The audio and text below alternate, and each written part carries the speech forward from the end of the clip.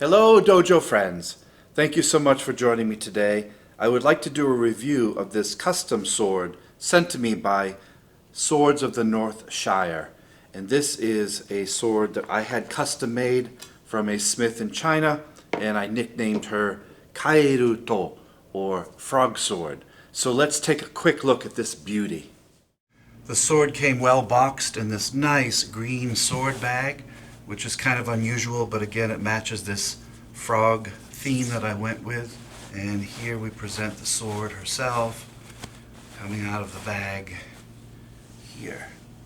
First thing that caught my eye is the beautiful color of greens and browns, the earth tones of this sword, with that frog and the lotus and lily pad tsuba guard with that unusual shape there, almost like it was melted in the sun. And you have the saya with the same wrap there, the high quality furnishings, the beautiful black lacquered saya, the buffalo horn fittings. Let us remove the saya from the blade. She is extremely razor sharp here. One of the things that attracted me about this particular customized sword is I picked this tsuba guard, and it's made of copper or brass, one of the two, but it has that frog sitting on the lily pad. That's really an interesting motif. The fuchi, the kashira, the manuki, they're all made of the same frog theme. The pommel, the kashira butt cap here, is made of the frog again, sitting on the lotus and the lily. And you can imagine if this was some sort of magical D&D type sword, that you could smash that on the ground and this giant Kaeru frog would come alive and swallow your opponents whole. You have the black samigawa here, the wrapped ray skin, which is colored in black lacquered here. You have the makugi pins, and under here the manuki is that same lily pad frog theme there. The kurigata here is made of buffalo horn. It's really well done, really well polished. The shitodome is gold here. It's probably plastic, I'm guessing. And the sageo cord is a dark green silk wrap. The koiguchi is also made of buffalo horn, this carp's mouth here, so that's higher quality wood, harder wood, so that you won't scratch it or wreck it as quickly. And the koiguchi is really well carved into this same here that goes all the way down to about this point on the saya scabbard. This is a nice detail that you can pay extra for on customization if you want. Very well inlaid there. Looking at the blade itself, it's a 1095 steel. It's a maru style blade, and the sugata, which means like the overall shape of the blade, and the geometry is called unokubi zukuri. U means cormorant or bird. No is the possessive particle, and kubi means neck. You wouldn't see this type of sword pre-1500s. I'm guessing that these were made originally probably from cut down naginata. And this is the quote-unquote naginata style of blade, where you take some metal out here, risking the weakness of the blade to make it lighter so that the balance point is farther out in the front. So you can see here, along with the bohi, you also have this scooped out section here to make it very, very light and quick up near the top. And then where you need to have a little bit more strength and power, stabbing in with the boshi here. Depending on your price point, you have different kinds of steel. You have the 1060 steel, which is a bit cheaper, lower carbon content, 0.6%. And then this one is 1095, which is a higher end steel.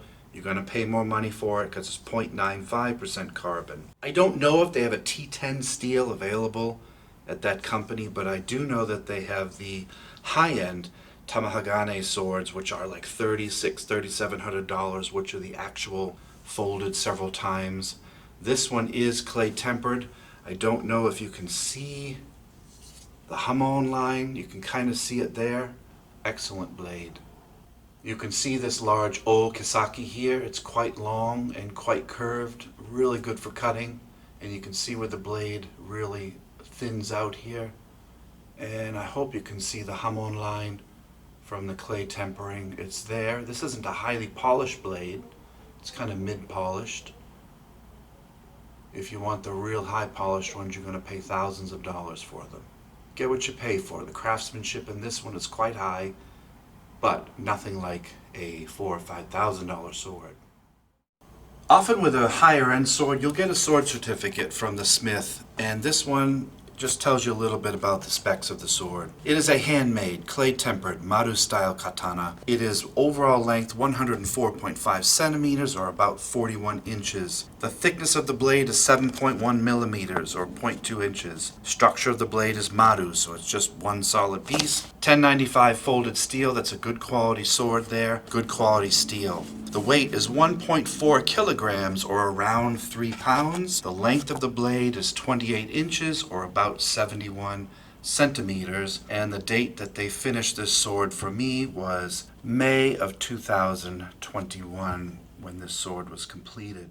These Uno Kubi Zukuri type blades, these cormorant neck blades, are really light because they took the metal out of the fuller here, so the distal taper gets quite thin. Really well balanced for cutting. I love it. It's very, very well balanced. There's the balance point right about there. So for cutting, wow, it's got speed and power. It's thinner here, but it's very, very sharp. You want to be very, very careful if you order one of these for battle.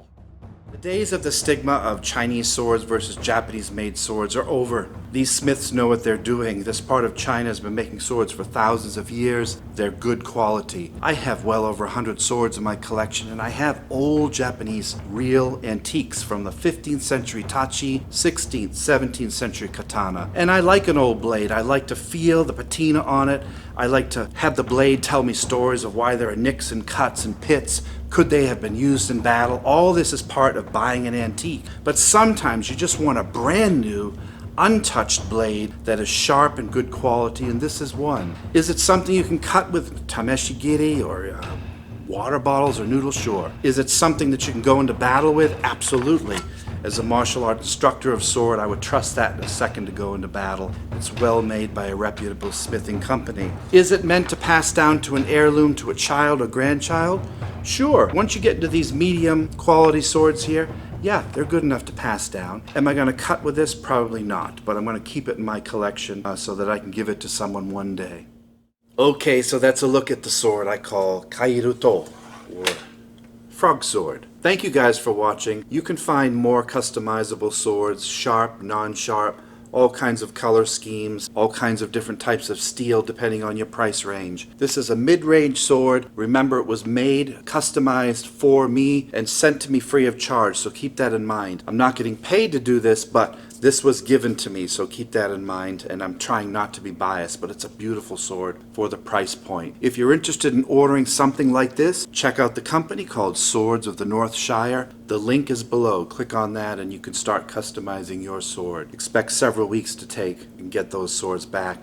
Perhaps with COVID it might be months, I'm not sure. Am I going to cut with this? No, I'm not going to do tameshigiri with this. I want to keep the blade in pristine shape, but I am going to use this in Iaido and Kenjutsu here when we do classes at the dojo here in Mason, Ohio. Everybody have a great day. Thanks for watching, and I appreciate your time. And thank you so much to Swords of the Northshire for trusting me to review this beautiful frog sword. We'll see you guys soon. Have a great day. Bye-bye.